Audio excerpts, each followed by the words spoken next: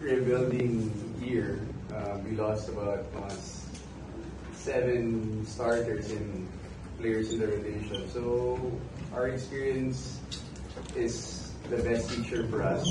So coming off 3 losses, we just found their mistakes that we need to correct, and then we applied it today in today's game to get the win.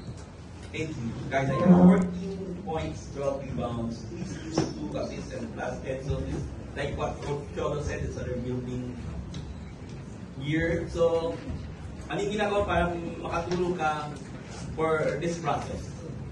Siguro po, nung mga first 3 games po namin, parang feel ko na wala pa ako na tutulong sa team. So ngayon po, hindi pa naman huli yung lahat. And may chance pa kami na makapasok sa goal namin, kundi yung Final Four. So ginawa ko lang po yung best ko, and kundi din po dahil sa team, wala din po kami. Thank you to Pao. You had 9 points, 4 rebounds, and plus 13. So yun nga, finally you got your first win. So, ano yung kailangan gawin ng team sa magtuloy-tuloy na to? At para maging ingat kung kaya niya mag-Final Four.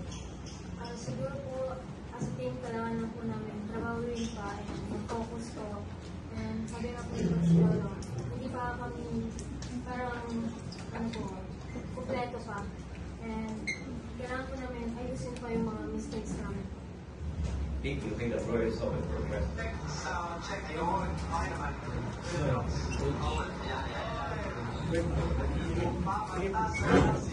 Coach, yun nga po, 7 points lang po in the 4th quarter. Apart from your first goal na naka-30 point, obviously malaki naman po yung push yung heading into the last break. So medyo comfortably. Pero moving forward, in more siguro mag-go situations. Ano lang kayo parang assessment yung mga pwede pong gawin para maiwasan po? It's a good thing we started strong. We scored 34 points in the first quarter, mainly because of creating turnovers.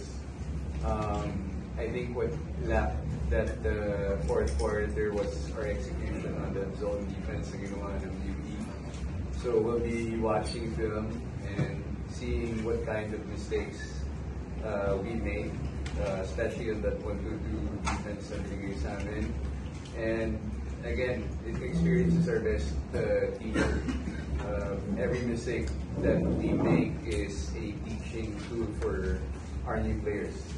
They're learning the system. But what's most important for us is yung believing in themselves, having that confidence on executing, especially during games. We played really a very good preseason, but it's not translating in this UAP. There again, it's not too late. One win is one step towards our goal, which is making the Final Four. And hopefully, we create a good rhythm going towards the end of the elimination round in the first round. I call them rookie veterans.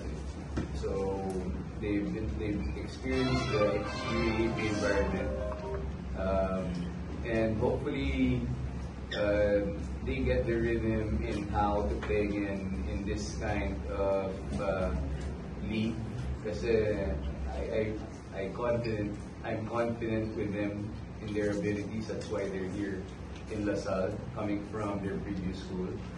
But it's just believing in themselves, being confident on doing things like Pao is one of the go-to players ng UE before, and si Kyla was a very good rookie when she was playing in FEU.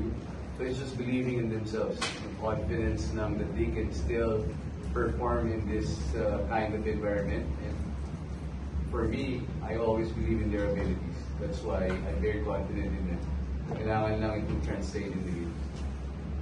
Can you talk about lang facing your former team? How was that experience? Sa akin po, siguro may masakit, pero yun nga, siguro may kailangan na kami journey. Na masaya rin po ako na namit ulit sila. Ano na lang rin siguro siguro masabi mo dun sa current UA team ngayon? Patuloy lang po nila yun and makuha rin po nila kung ano yung gusto nila makuha. Naiya lang siya, parang yung pakiramdam niya nakipag-break sa jowa niya.